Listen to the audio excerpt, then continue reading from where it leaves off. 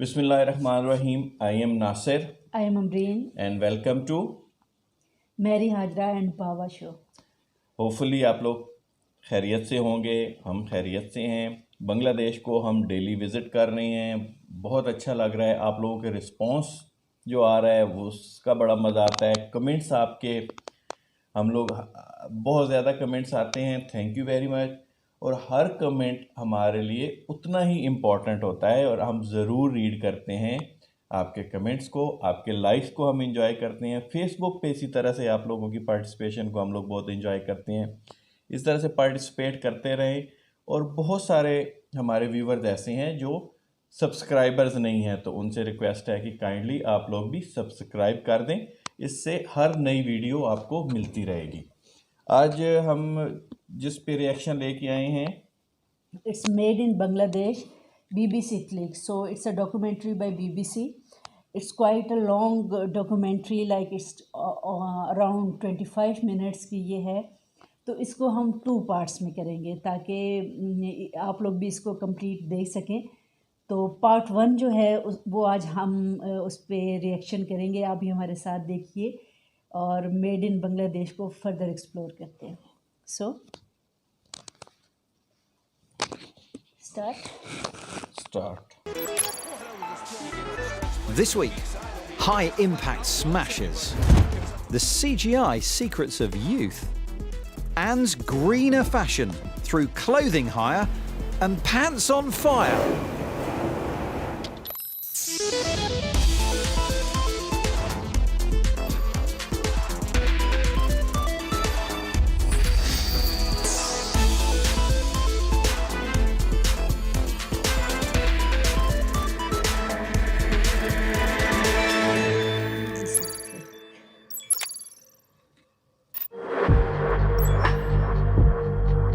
Over the last decade or so, fashion has got faster.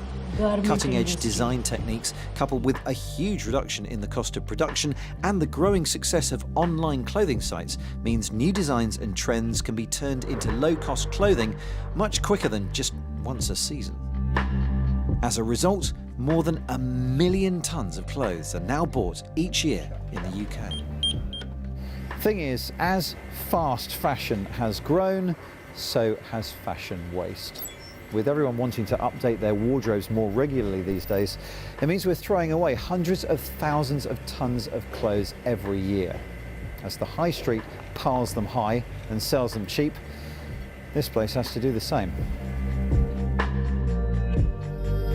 Now, the environment and the waste produced by fast fashion is just one issue facing the industry. Another is how these clothes are made in the first place. In order for us to get such cheap fashion, much of it is made in countries where labour costs are low.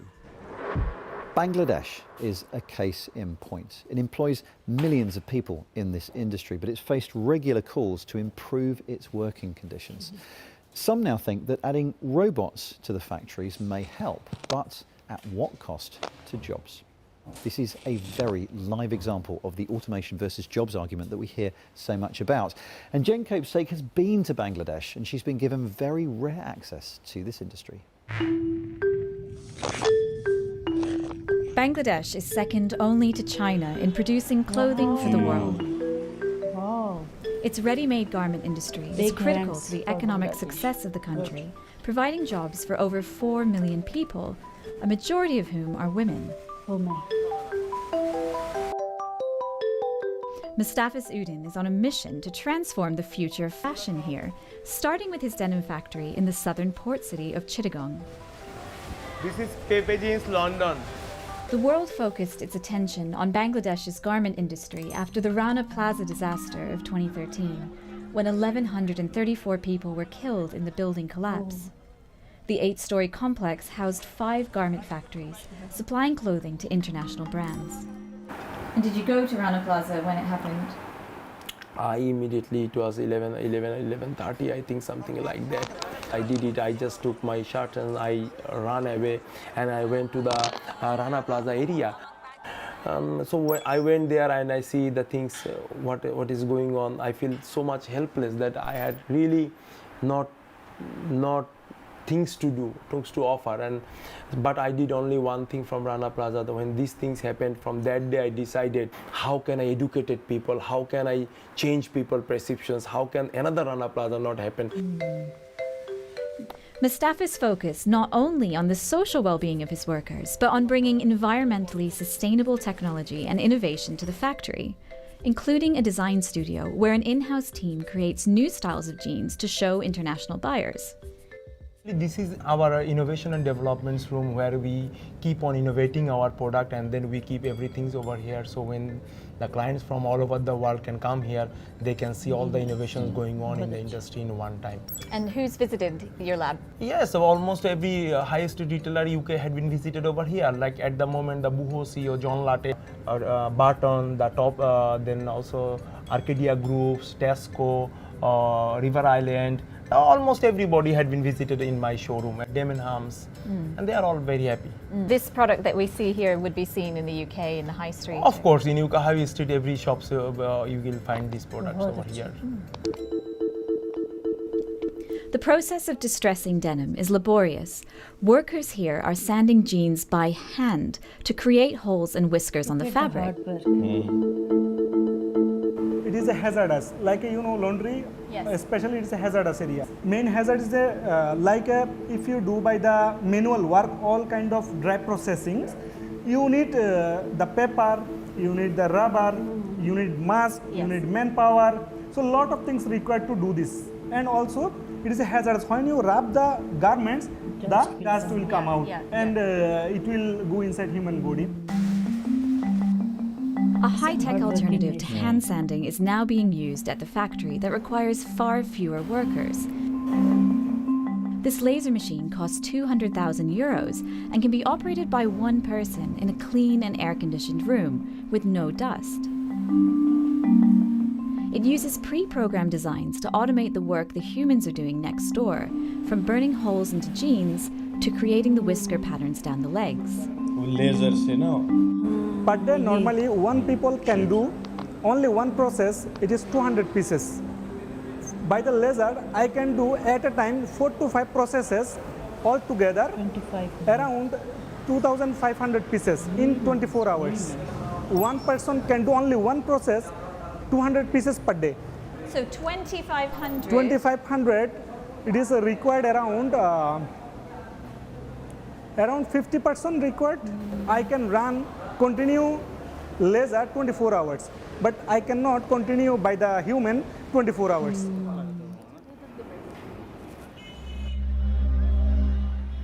A machine also won't take to the street and protest against low wages or poor working conditions.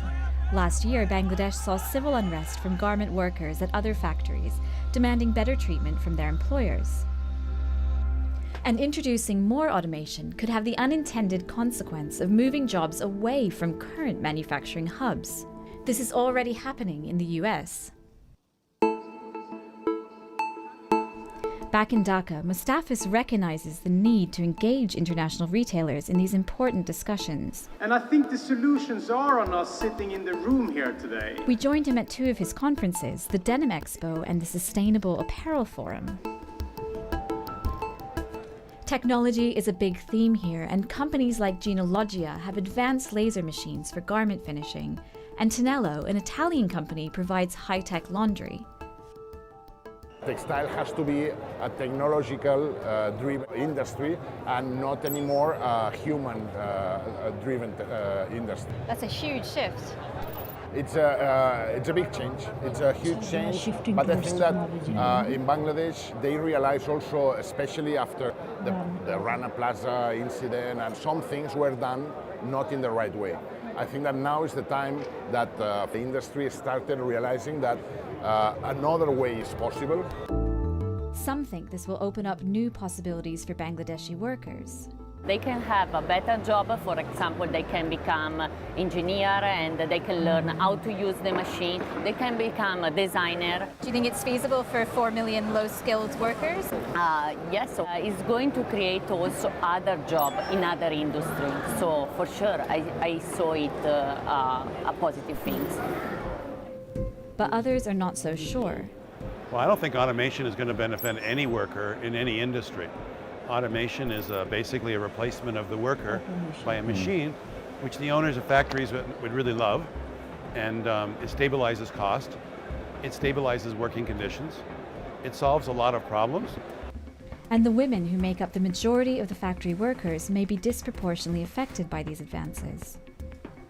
So really, you prefer that these women have jobs than have automation? Of course, I prefer that. We have 5 million people working in Bangladesh apparel industries.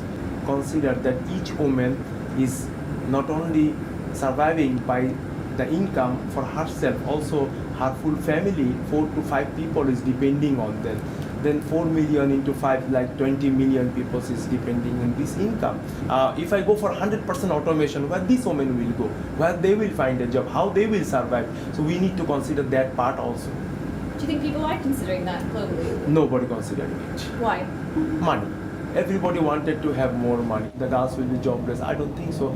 Anybody is considering that. Estimates vary as to how many jobs automation will displace in the industry, but some recent reports say up to 80% of simple garment work could be at risk in Asia in the next 5 years. The creation of new machines has brought a once distant prospect of automating workflow in garment factories sharply into focus.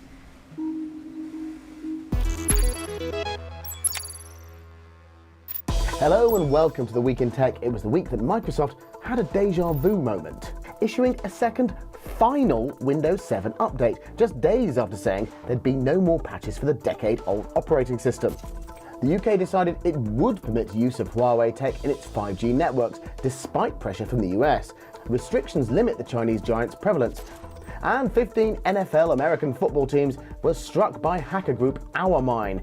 The group said it targeted Twitter and Facebook accounts to show that internet security was still low. In London, the Metropolitan Police is rolling out its first live operational facial recognition cameras amidst scepticism from human rights groups. Police say its AI will identify suspects wanted for serious crimes with 70% accuracy, yet one watchdog previously warned of far less accurate results. British developers Endemic Creations issued a warning to players of its pandemic game Plague Inc. after linking a spike in popularity to China's coronavirus outbreak. The studio reminded fans that while the game is realistic, concerned individuals should turn to real official health authorities like the World Health Organization. And finally, retro arcade games like Asteroids could be back with a crash, as vintage games maker Atari makes an unlikely turn into the hotel business, promising VR and AR spaces alongside game streaming studios. Who fancies a blast from the past? तो ये first part था आज, ये first part है. Next part जो है वो coming days में किसी दिन इंशाल्लाह हम इसको रिकॉर्ड करेंगे और ऑन ईयर करेंगे.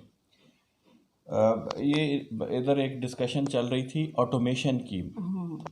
मेरे ख्याल में ऑटोमेशन से जॉब्स जाती नहीं. एक तो ये ऐसा नहीं होता कि वन डे ये मैनुअल जॉब चल रही है और नेक्स्ट डे ऑटोमेटेड सारी 100% ऑटोमेशन हो जाती है. ऐसा नहीं होता.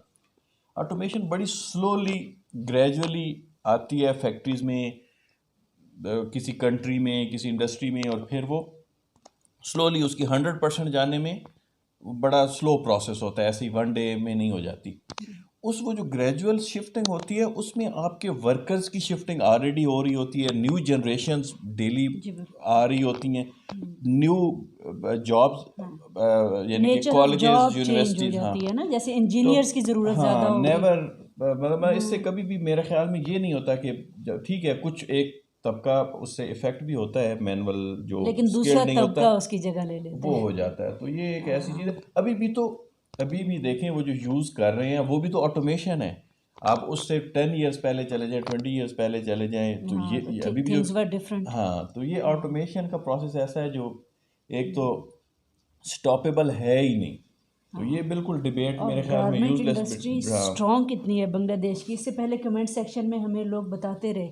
चाइना के बाद भाई सेकंड दुनिया में इन द वर्ल्ड. सेकंड, तो that's a great achievement. In fact hats off to you guys. और वीडियो को लाइक करें, चैनल को सब्सक्राइब ज़रूर कीजिएगा उससे हमारा हौसला बढ़ता है। जितने ज़्यादा सब्सक्राइबर्स होते हैं हम उतने ज़्यादा इनकरेज फील करते हैं, उतनी ज़्यादा हम अच्छी वीडियोस के लिए मेहनत करते हैं। एक वीडियो बनाने में काफ़ी मेहनत लगती है, ये इतना सिंपल नहीं होता।